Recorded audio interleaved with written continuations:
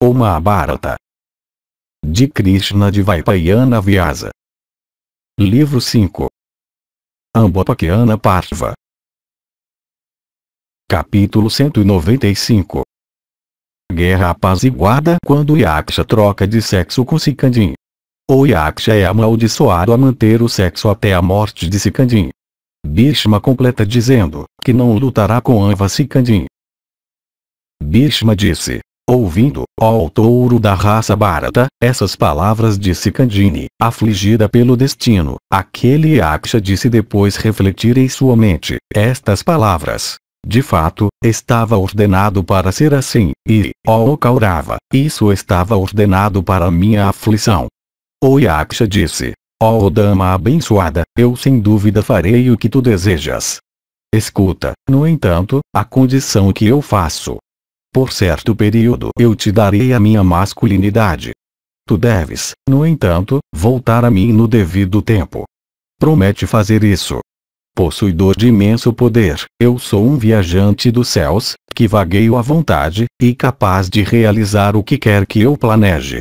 Pela minha graça, salva a cidade e os teus parentes totalmente. Eu manterei a tua feminilidade, ó princesa. Garante a tua honestidade para mim, eu farei o que é agradável para ti. Assim abordada Sikandini disse a ele: ó santo de votos excelentes, eu te darei de volta a tua masculinidade. Ó vagueador da noite, mantém minha feminilidade por um tempo curto.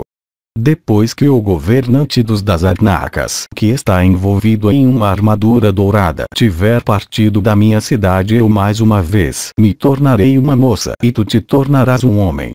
Bhishma continuou. Tendo dito isso um ao outro, os dois, ó rei, fizeram um pacto, e deram ao corpo um do outro seus sexos.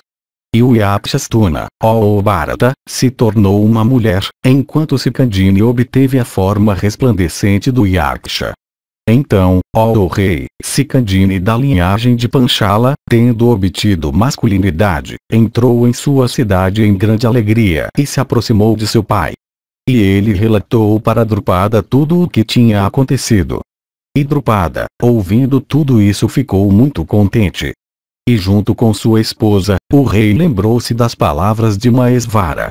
E ele em seguida enviou, ó rei, um mensageiro para o soberano dos Dasarnakas, dizendo: meu filho é um homem. Que tu acredites nisso. O rei dos Dasarnakas, enquanto isso, cheio de tristeza e dor, de repente se aproximou de Drupada, o soberano dos Panchalas. E chegado a Campilha, o rei Dasarnaka despachou, depois de prestar a ele as honras apropriadas, um enviado que era um dos principais daqueles familiarizados com os Vedas. E ele se dirigiu ao enviado, dizendo: instruído por mim, ó mensageiro, dize para aquele pior dos reis, o soberano dos Panchalas, estas palavras, ou seja, ó tu de mente má, tendo escolhido a minha filha como uma esposa para alguém que é tua filha, tu verás hoje, sem dúvida, o resultado dessa ação de fraude. Assim abordado e despachado por ele, ó o melhor dos reis, o Brahmane partiu para a cidade de Drupada como enviado de Dasarnaka. E tendo chegado à cidade, o sacerdote foi até a presença de Drupada. O rei dos Panchalas então, com Sikandin, ofereceu ao enviado, ó rei, uma vaca e mel. O Brahmane, no entanto, sem aceitar aquela adoração, disse para ele estas palavras que tinham sido comunicadas através dele pelo corajoso governante dos Dasarnakas, que estava vestido em uma armadura dourada. E ele disse: ó tu de comportamento vil, eu fui enganado por ti através da tua filha como os meios. Eu exterminarei-te com teus conselheiros e filhos e parentes. Tendo, no meio de seus conselheiros, sido feito por aquele sacerdote ouvir essas palavras repletas de censura e proferidas pelo soberano dos Dasarnakas, o rei Drupada então, ó o chefe da família de Bharata, assumindo um comportamento suave por motivos de amizade, disse: a resposta a essas palavras de meu irmão que tu disseste para mim, ó Brahmane, serão levadas àquele monarca pelo meu enviado. E o rei Drupada então enviou para Hiranyavarman de mente elevada um Brahmane versado nos Vedas como seu enviado. E aquele enviado, indo ao rei Hiranyavarma, o soberano dos Dasarnakas, disse a ele: ó monarca, a informação que Drupada tinha lhe confiado. E ele disse: este meu filho é realmente um homem. Que isso seja tornado claro por meio de testemunha. Alguém tem falado falsamente para ti. Não se pode acreditar nisso. Então o rei dos Dasarnakas, ouvindo as palavras de Drupada, ficou cheio de tristeza e despachou várias damas de grande beleza para averiguarem se Sikandin era homem ou mulher. Enviadas por ele, aquelas damas, tendo averiguado a verdade, disseram alegremente ao rei dos Dasarnakas tudo, ou seja, que Sikandin, o chefe dos Kuros, era uma poderosa pessoa do sexo masculino. Ouvindo aquele testemunho, o governante dos Dasarnakas ficou cheio de grande alegria, e indo então até seu irmão Drupada, passou uns poucos dias com ele em alegria. E o rei, alegre como ele estava, deu para Sikandin muita riqueza, muitos elefantes e corcéis e vacas. E reverenciado por Drupada enquanto ele permaneceu, o rei Dasarnaka então partiu, tendo repreendido sua filha. E depois que o rei Hiranyavarma, o soberano dos Dasarnakas, tinha partido em alegria e com sua raiva suprimida, Sikandin começou a regozijar muito. Enquanto isso, algum tempo depois que a troca de sexos tinha ocorrido, Kuvera, que era sempre carregado sobre os ombros de seres humanos, no decorrer de uma viagem pela terra, chegou à residência de Stuna. Permanecendo no firmamento acima daquela mansão, o protetor de todos os tesouros viu que a excelente residência do Yakshastuna estava bem adornada com guirlandas belas de flores, e perfumada com raízes fragrantes de ervas e muitos perfumes agradáveis. E ela estava decorada com dosséis, incenso perfumado. E ela era também bela com estandartes e pendões. E ela estava cheia de comestíveis e bebidas de todos os tipos. E vendo aquela residência bela do Yaksha totalmente adornada, e cheia também de guirlandas de joias e pedras preciosas, e perfumada com a fragrância de diversas espécies de flores, e bem irrigada, e bem varrida, o senhor dos Yakshas se dirigiu aos Yakshas que o seguiam, dizendo: vocês que são dotados de destreza incomensurável, esta mansão de Stuna está bem enfeitada. Porque, no entanto, aquele indivíduo de má compreensão não vem até mim. E já que ele de alma pecaminosa, sabendo que eu estou aqui, não se aproxima de mim, portanto, algum castigo severo deve ser infligido a ele. Essa mesma é minha intenção. Ouvindo essas palavras dele, os Yakshas disseram: ó rei, o rei Drupada teve uma filha nascida para ele, de nome Sikandini. Para ela, por alguma razão, Stuna deu a sua própria masculinidade, e tendo tomado sua feminilidade sobre si, ele fica dentro de sua residência, tendo se tornado uma mulher. Portando uma forma feminina, ele, portanto, não se aproxima de ti por vergonha. É por essa razão, ó rei, que Stuna não vem a ti. Sabendo de tudo isso, faze o que possa ser apropriado. Que o carro seja parado aqui. Que Stuna seja trazido a mim, foram as palavras que o senhor dos Yakshas proferiu, e repetidamente disse: eu irei puni-lo. Convocado então pelo senhor dos Yakshas, Stuna portando uma forma feminina foi até lá, ó rei, e ficou diante dele envergonhado. Então, Alto da família de Kuru, o doador de riqueza, o amaldiçoou em fúria, dizendo: ó Guyakas, que a feminilidade do patife permaneça como está. E o senhor de grande alma dos Yakshas também disse: já que, humilhando todos os Yakshas, tu, alto de atos pecaminosos, entregaste o teu próprio sexo para Sikandini e pegaste dela, alto de mente má, sua feminilidade, já que, ó canalha pecaminoso, tu fizeste o que nunca foi feito por ninguém, portanto deste dia em diante tu permanecerás uma mulher e ela permanecerá um homem. A essas palavras dele, todos os Yakshas começaram a acalmar Vaisravana por causa de Stunakarna, dizendo repetidamente: estabelece um limite para a tua maldição. O senhor de grande alma dos Yakshas então disse para todos aqueles Yakshas que o seguiam, pelo desejo de estabelecer um limite para sua maldição, estas palavras: depois da morte de Sikandin, ó Yakshas, este recuperará a sua própria forma. Portanto, que este Yakshastuna de grande alma fique livre de sua ansiedade. Tendo dito isso, o rei ilustre e divino dos Yakshas, recebendo o culto devido, partiu com todos os seus seguidores que eram capazes de atravessar uma grande distância dentro do mais curto espaço de tempo. Stuna, com aquela maldição pronunciada sobre ele, continuou a viver lá. E quando chegou a hora, Sikandin sem perder um momento foi aquele vagueador da noite. E se aproximando de sua presença ele disse: eu vim a ti, ó santo. Stuna então repetidamente disse a ele: eu estou satisfeito contigo. De fato, vendo aquele príncipe retornar a ele sem fraude, Stuna disse a Sikandin tudo o que tinha acontecido. De fato, o Yaksha disse: ó filho de um rei, por tua causa eu fui amaldiçoado por Vaisravana. Vai agora, e vive felizmente entre os homens como tu escolheres. A tua vinda aqui e a chegada do filho de Pulastya estavam, eu penso, ambos ordenados antecipadamente. Tudo isso não podia ser evitado. Bhishma continuou. Assim abordado pelo Yakshastuna, Sikandin, ó Bharata, foi para sua cidade, cheio de grande alegria. E ele adorou com diversos perfumes e guirlandas de flores e presentes caros às pessoas da classe regenerada, às divindades, às árvores grandes e os cruzamentos. E Drupada, o soberano dos Panchalas, junto com seu filho Sikandin cujos desejos tinham sido coroados com êxito, e também com seus parentes, ficou muito contente. E o rei então, ó touro da raça Kuru, deu seu filho, Sikandin, que tinha sido uma mulher, como um pupilo, ó monarca, para Drona.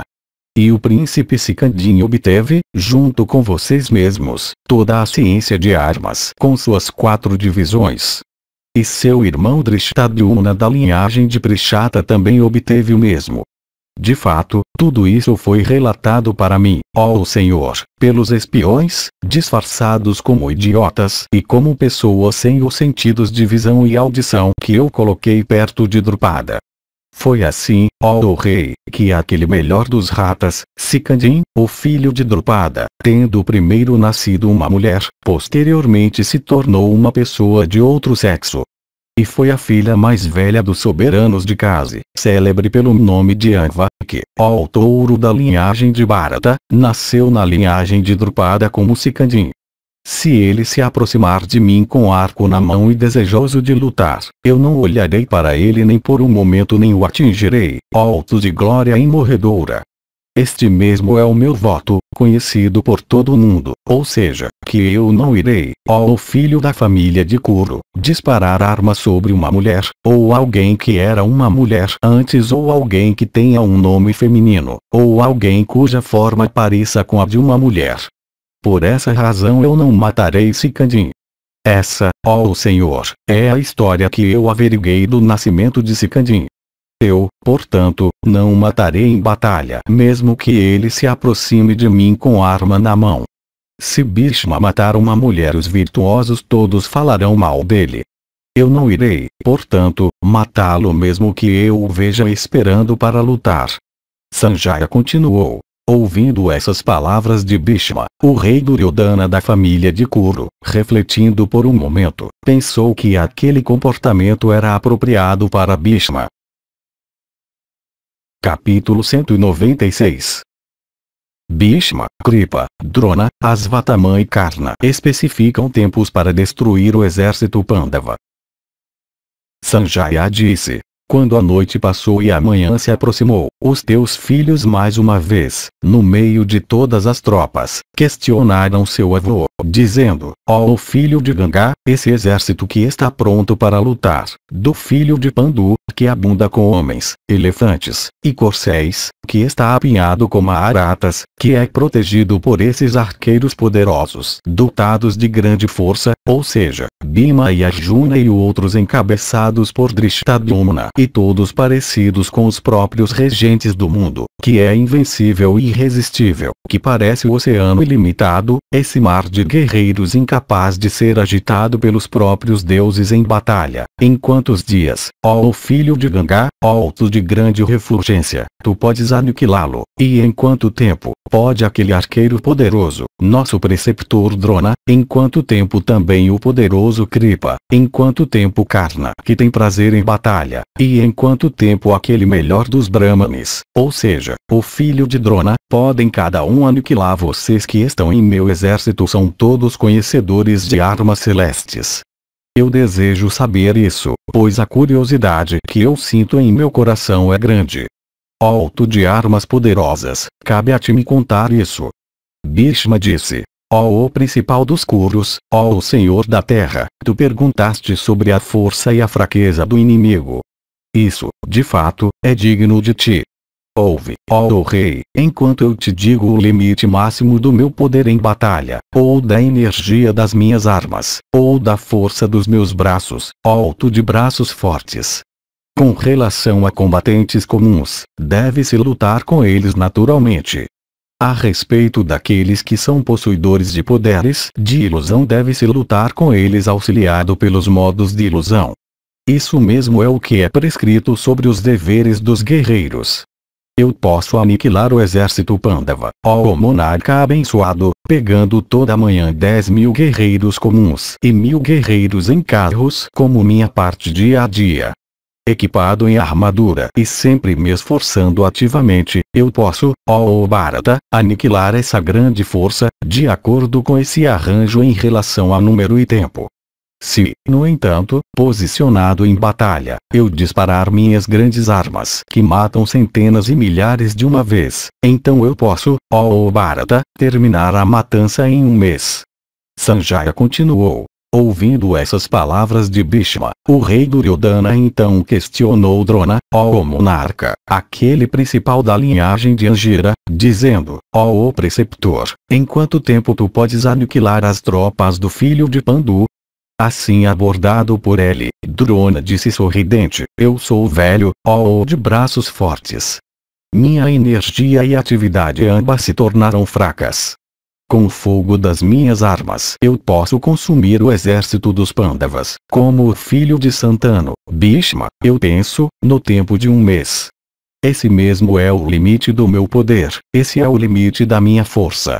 Então o filho de Saradivati, Kripa, disse que ele podia aniquilar o inimigo no tempo de 2 meses. O filho de Dronasvataman prometeu aniquilar o exército Pandava em 10 noites. Karna, no entanto, familiarizado como ele era com armas de grande eficácia, se comprometeu a realizar aquela façanha em 5 dias. Ouvindo as palavras do filho de Suta, o filho daquela que ruma para o oceano Gangá, deu risada e disse: enquanto, ó filho de Radha, tu não enfrentares em batalha, parta com suas flechas, concha e arcos e avançando para o combate em seu carro com Vasudeva em sua companhia, tu podes pensar assim. Porque tu és capaz de dizer qualquer coisa, exatamente o que te agrada. Capítulo 197. Arjuna afirma que ele tem uma arma celeste, para aniquilar a todos instantaneamente.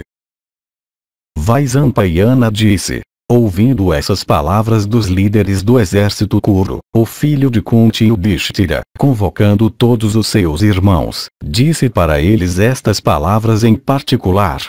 Yudhishthira disse: os espiões que eu coloquei no exército do filho de Dhritarashtra me trouxeram estas notícias de manhã.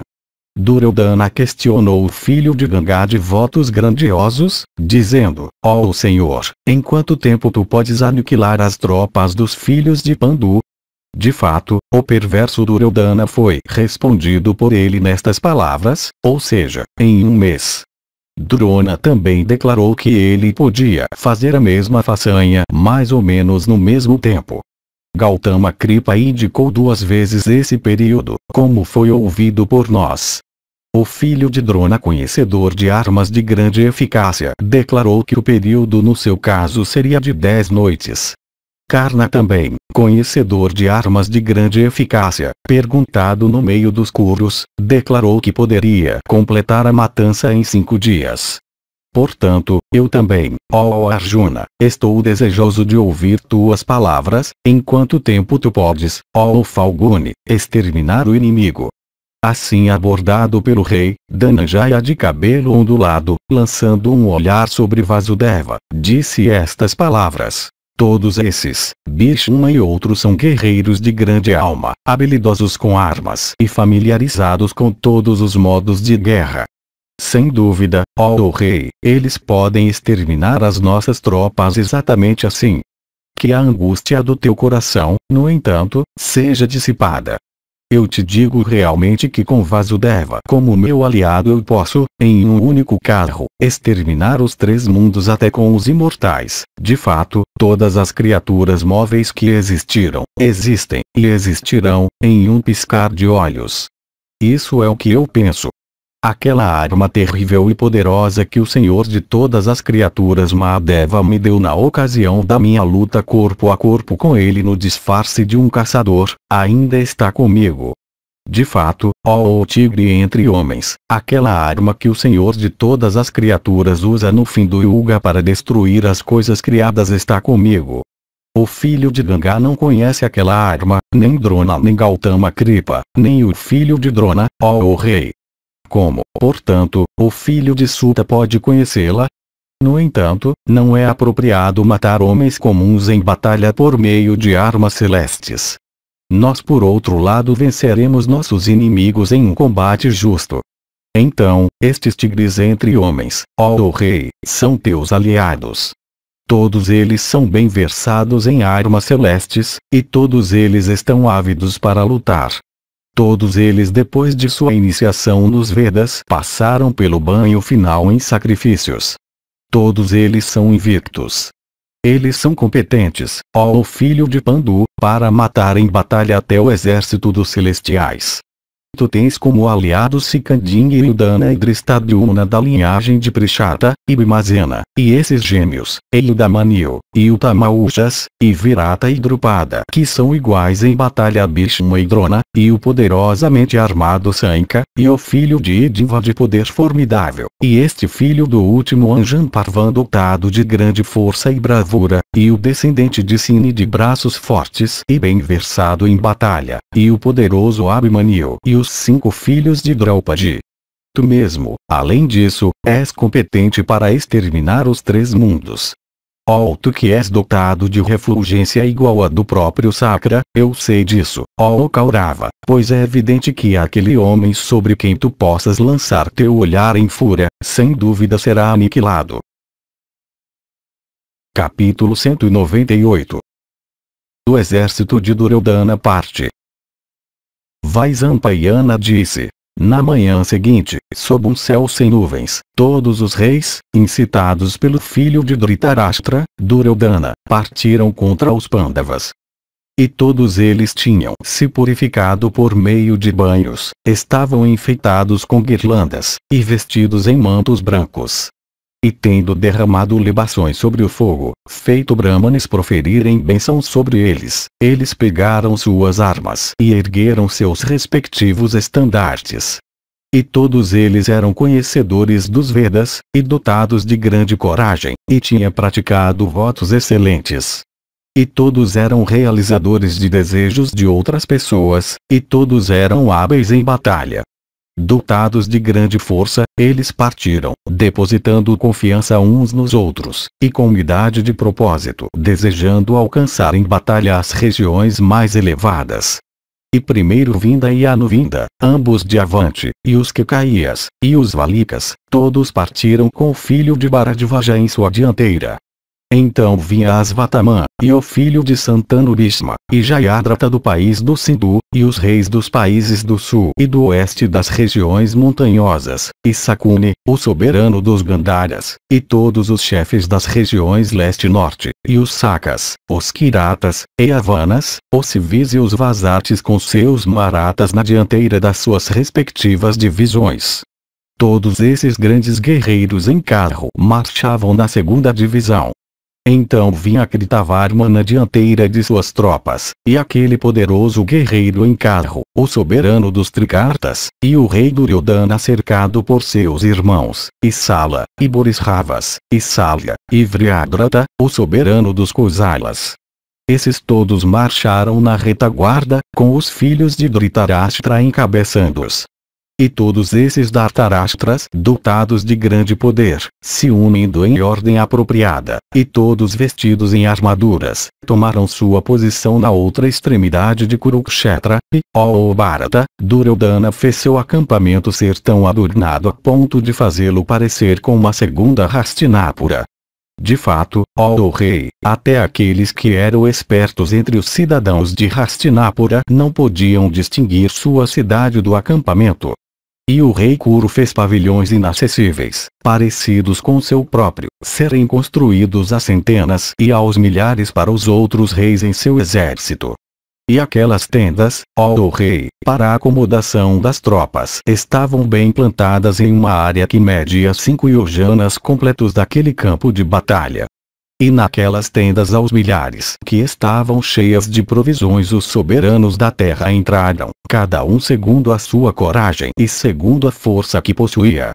E o rei Duryodhana ordenou que provisões excelentes fossem fornecidas para todos aqueles reis de grande alma com suas tropas consistindo em infantaria, elefantes e cavalos, e com todos os seus seguidores.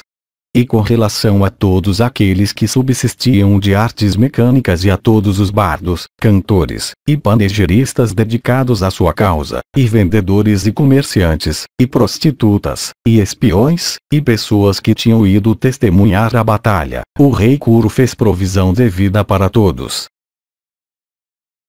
Capítulo 199. Do exército de Yudhishthira também parte.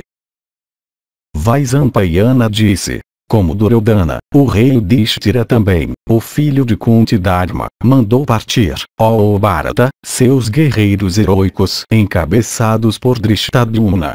De fato, ele ordenou que aquele matador de inimigos e comandante de tropas, aquele líder, firme em coragem, dos Shedis, dos Kazis, e dos Karushas, isto é, Drishtaketu, como também Virata, e Drupada, e Yudhana, e Sikandin, e aqueles dois arqueiros poderosos, aqueles dois príncipes de Panchala, e Damani e Utamaushas, partissem. Aqueles bravos guerreiros, envolvidos em belas cotas de malha e enfeitados com brincos dourados, brilhavam como fogos no altar sacrificial quando alimentado com manteiga clarificada. De fato, aqueles arqueiros poderosos pareciam resplandecentes como os planetas no firmamento. Então aquele touro entre homens, o rei Yudhishthira, tendo devidamente honrado todos os seus combatentes, mandou-os marchar. E o rei Yudhishthira ordenou excelentes provisões de alimentos para aqueles reis de grande alma com suas tropas compostas de infantaria e elefantes e cavalos, e com todos os seus seguidores, como também para todos aqueles que subsistiam das artes mecânicas. E o filho de Pandu primeiro ordenou Abhimanyu, e Vrianta, e os 5 filhos de Draupadi, marcharem com Drishtadyumna em sua dianteira. E ele então despachou Bhima, e Dhananjaya o filho de Pandu, na segunda divisão de suas tropas.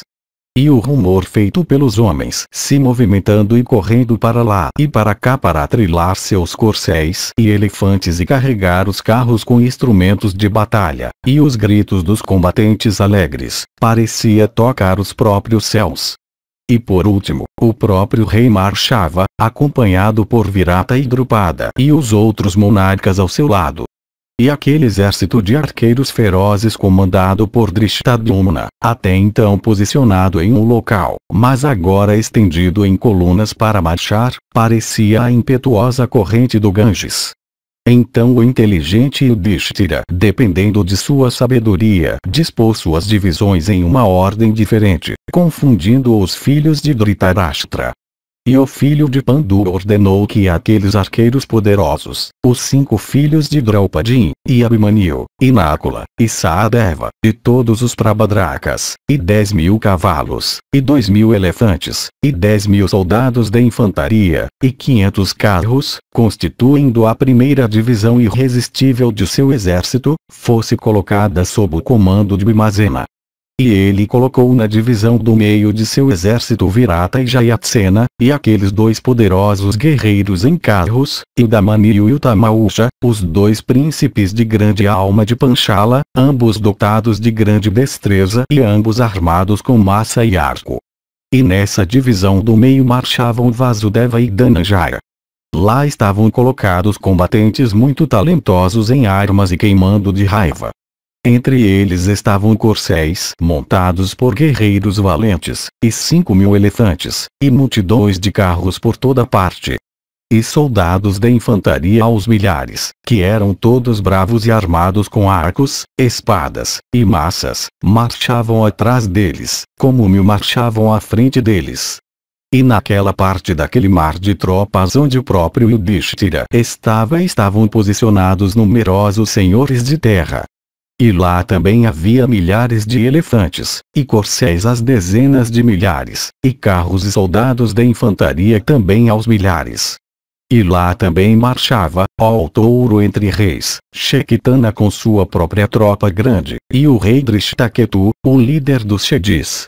E lá também estava aquele arqueiro poderoso, Satyaki, o principal guerreiro em carro dos Vrishnis, aquele combatente poderoso, cercado por centenas e milhares de carros e levando-os para a batalha. E aqueles touros entre homens, Kshatraya e Kshatradeva, em seus carros, marchavam atrás, protegendo a retaguarda. E lá na retaguarda estavam as carroças, tendas, uniformes, veículos e animais de tiro. Lá também estavam milhares de elefantes e cavalos às dezenas de milhares. E levando todos os inválidos e mulheres, e todos os que estavam emaciados e fracos, e todos os animais que carregavam seus tesouros, e todos os seus armazéns, com a ajuda de suas divisões de elefantes, Yudhishthira marchou lentamente. E ele era seguido por Salshiti, que aderia firmemente à verdade e era invencível em batalha, Esrenimati, e Vasudeva e Vidu, o filho dos soberanos de Kasi, com 20.000 carros, e 100 milhões corcéis de grande vigor, cada um levando grande número de sinos em seus membros, e 20.000 elefantes golpeadores com presas tão longas quanto relhas de arado, todos de boa raça e têmporas divididas, e todos parecendo massas de nuvens moventes. De fato, esses andavam habitualmente atrás daqueles monarcas. Além desses, ó Bharata, os elefantes que Yudhishthira tinha em suas 7 Ashwinis, totalizando 70.000, com líquido orgânico gotejando de suas trombas e de suas bocas, e parecidos por causa disso com nuvens de chuvas, também seguiam o rei, como colinas moventes. Assim foi organizado aquele exército terrível do filho inteligente de Kunti. E confiando naquele exército ele lutou com Suryodhana, o filho de Dhritarashtra. Além desses já mencionados, outros homens a centenas e aos milhares e às dezenas de milhares, em divisões contadas aos milhares, seguiram o exército Pandava, rugindo ruidosamente. E os guerreiros aos milhares e às dezenas de milhares, cheios de alegria, bateram suas baterias aos milhares e sopraram conchas às dezenas de milhares.